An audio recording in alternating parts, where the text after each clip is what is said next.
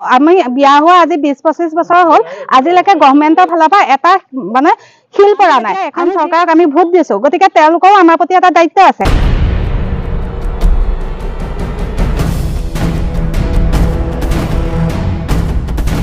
যদি আমি তেওঁলোকে আমাৰ দায়িত্ব আমাৰ যদি আমাৰ সাধাৰণ মানে আমাৰ যিখিনি সাধাৰণ আমাৰ নীড সেইখিনিকে যদি পূৰণ কৰিব নোৱাৰে আমি প্ৰতি বছৰে এনেই ভোট দিয়া নিচিনা হৈছে।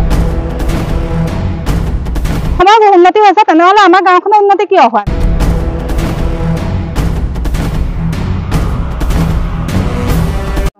নমস্কাৰ, আমি নৱালী বামুণ গাঁৱৰ পৰা কৈছো। আমাৰ ইয়াৰ মূল সমস্যা হৈছে আপোনালোকে দেখিছে যে গোটেই গাঁৱত আৰু গোটেই পথাৰে পানীয়ে নধৰা হৈছে। মানুহৰ ঘৰৰ ভিতৰত পানী সোমাইছে, লেট্ৰিন বাথৰুম সকলো পানী ডুবি গৈছে আৰু বিশেষ হৈছে খোৱা পানীৰ সমস্যা। আৰু ল'ৰা ছোৱালী স্কুললৈ যাব নোৱাৰা হৈছে। আজি স্কুল আছে যদিও ল'ৰা ছোৱালীক আমি পানীৰ কাৰণে স্কুললৈ পঠাব পৰা নাই। পানীৰ যিটো সোঁত আৰু মূল আমাৰ হৈছে যে আমাৰ ৰাস্তাটো নাই।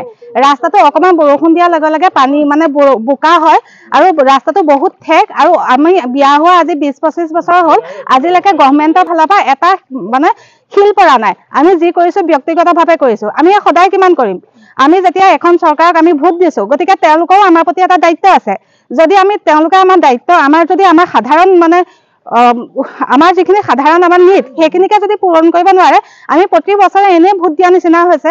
আমিও সমাজৰ যেনেকে গোটেই তেওঁলোকে কৈ আছে যে অসমৰ উন্নতি হৈছে। আমাৰ বামুণ গাঁওখন অসমৰে এখন সৰু গাঁও। যদি অসমৰ উন্নতি হৈছে তেনেহ'লে আমাৰ গাঁওখনৰ উন্নতি কিয় হোৱা নাই?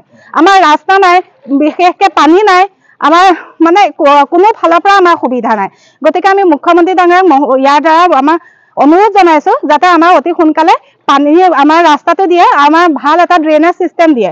প্ৰত্যেক বছৰে ড্ৰেইনেজ চিষ্টেমটো নোহোৱাৰ কাৰণে আমাৰ সকলোৱে আমি মানে জীয়াতু ভুগিব লগা হয়। খাবলৈ পানী নোহোৱা হয় আৰু কিবা এটা বেমাৰ আজাৰ হ'লেও আমি যাব নোৱাৰো।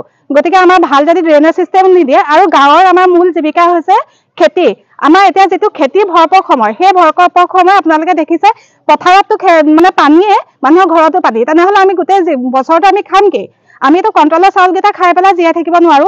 যিটো মানে বিল' পভাৰ্টি লাইনত দিছে মানে চাউলকেইটা, সেই চাউলকেইটাতো নহ'ব ন। আমিতো খেতিও কৰিব লাগিব মানুহে। চাউলকেইটা খাই জানো গোটেই জীৱনটো আমি মানে পাৰ কৰিব পাৰিম? আমাৰ বহুত মানে নীড আছে। সেই নীডখিনি ফুলফিল কৰিবলৈ আমাৰ সুবিধা লাগিব। গতিকে মুখ্যমন্ত্ৰী ডাঙৰীয়াক মানে আমি ৰিকুৱেষ্ট কৰিছো যাতে আমাৰ অসুবিধাখিনি তেওঁ চাই পেলাই আমাৰ যিখিনি প্ৰয়োজন সেই প্ৰয়োজনখিনি দিয়ে। আমাক এটা ৰাস্তা লাগে আৰু ভাল এটা ড্ৰেইনেজ চিষ্টেম লাগে। Thank U.